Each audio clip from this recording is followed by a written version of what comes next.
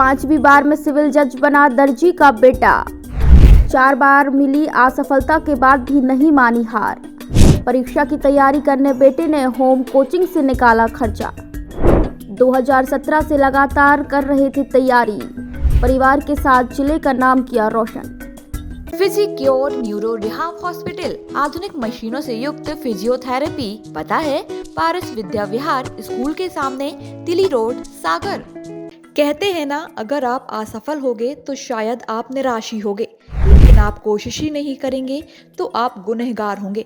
आज हम आपको एक ऐसे टेलर के बेटे की कहानी बताने जा रहे हैं जिसने परीक्षा में 4 बार फेल होने के बाद भी हिम्मत नहीं हारी और कोशिश करता रहा।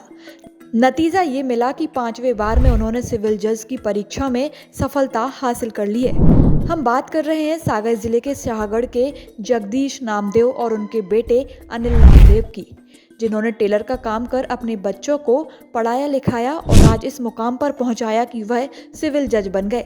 अपनी मेहनत के पीछे जगदीश बागेश्वर धाम सरकार का आशीर्वाद बताते हैं। दरअसल अनिल नामदेव इंदौर में रहकर कोचिंग पढ़ाने के साथ परीक्षा की तैयारी कर रहे थे। 2016 में लॉ होने के बाद 2017 से उन्होंने सिविल जज की परीक्षा दी और 5वीं बार में इसे पास कर लिया। जब गुरुवार को वह घर पहुंचे तो उनका गर्मजोशी के साथ नगर में स्वागत किया गया। परिवार से मिलने के दौरान वह भावुक भी नजर आए। 32 साल के अनिल 2 भाई और 1 बहन है। ये सबसे छोटे हैं। अनिल 2011 में पुलिस की तैयारी करने के लिए इंदौर गए थे, लेकिन लॉ की पढ़ाई के दौरान उनका ऐसा मन लगा कि वह सिविल जज बनने का लक्ष्य बना लिए। आर्थिक स्थिति ठीक ना होने की वजह से अनिल ने पहले होम ट्यूशन ली, फिर कोचिंग पढ़ाने लगा। धीरे धीरे खुद ही कोचिंग संचालित करने लगा। हाँ, सिविल जज का फाइनली गोल हमने डिसाइड किया कि वैसे तो प्रेरणा हमें मिली हुई थी, हमारे परिवार में भैया सिविल जज बने हुए हैं, तो कहीं ना कहीं उनकी सफलता उस टाइम पे माइंड में बैठी हुई थी। और उसके बाद लेकिन उस टाइम पे सोच पाना इतना कि यार हम सिविल जज बनेंगे, कुछ भी ऐसी कोई क्वालिफिकेशन ऐसा कुछ था नहीं, लेकिन मन में था कि हाँ हम करेंगे, एक दिन कभी मौका मिला तो सिविल जज भी करेंगे।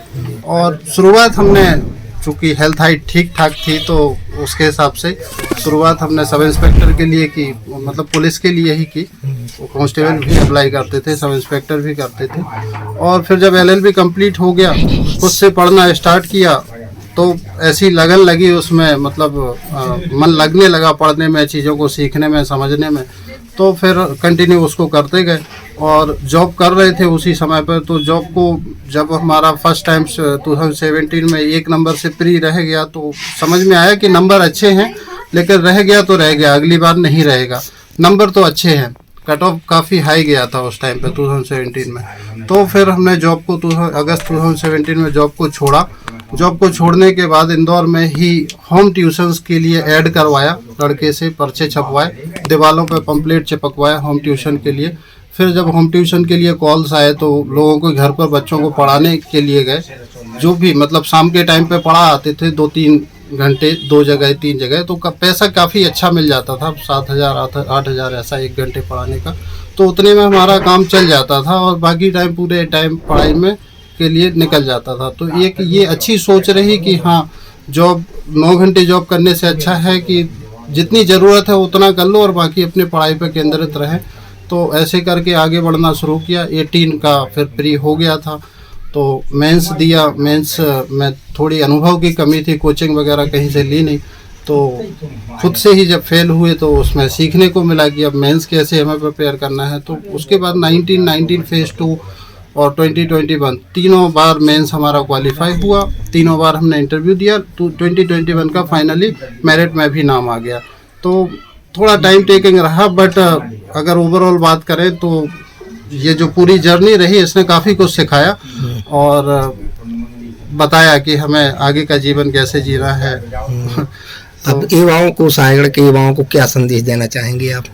युवाओं को, जितने भी युवा हैं सायगढ़ के हैं, सायगढ़ के आसपास के हैं, उन सभी को यही संदेश है कि अपने जीवन में बड़े से बड़ा लक्ष्य निर्धारित करें, लक्ष्य पर फोकस रखें और कंसिस्टेंसी मेंटेन रखें। कंसिस्टेंसी लगातार अगर आप किसी कार्य को करते हैं तो डेफिनेटली एक दिन सफलता आपके कदम चूमती है। और जैसा कि मैं एक लाइन में बताना चाहूँगा कि हमारे जो एक आपने कई बार यूट्यूब पे देखा होगा, विकास दिव्य कीर्ति सर है, दिल्ली से हैं, दृष्टि एकेडमी के, वो कहते हैं कि क्यों डरें कि क्या होगा, कुछ ना होगा तो तजुर्बा होगा, तो इसी लाइन को दिमाग में रखें और आगे काम करते रहें। मैं तो यही कहूँगा, मैं तो अपनी बेटी की कामयाबी का बहुत खुश हूँ जी और इसमें सिर्फ जो है मेरे बागेश्वर बालाजी महाराज की पूरी कृपा है। बस मैं इतना ही कहना चाहता हूँ। ये आपको मतलब आप घर की इतनी परिस्थितियों को देखते हुए आपने इनको मैं पढ़ाइयाँ कह नहीं सकता कि मैंने क्या किया, कितनी मेहनत की, जी कितनी ईश्वर की आराधना की जी है, शारीरिक श्रम भी किया, मानसिक श्रम भी किया जी जी और कपड़े सिल के मैंने जी। घर का भरण पोषण किया जी और बच्चे की माने जी वो अपने वो जो आंगनवाड़ी सहायिका है जी उससे उसके लिए माने फीस वगैरह का इंतजाम करती थी। फिजिक्योर न्यूरो रिहाब हॉस्पिटल आधुनिक मशीनों से युक्त फिजियोथेरेपी, हृदय, डायबिटीज, थायराइड, हड्डी व जोड़ रोग विशेषज्ञ, न्यूरो संबंधी रोग, मनोरोग विशेषज्ञ, स्त्री रोग विशेषज्ञ, आपके नगर में अनुभवी एवं प्रतिष्ठित विशेषज्ञों की टीम। पता है पारस विद्या विहार स्कूल के सामने, तिली रोड, सागर।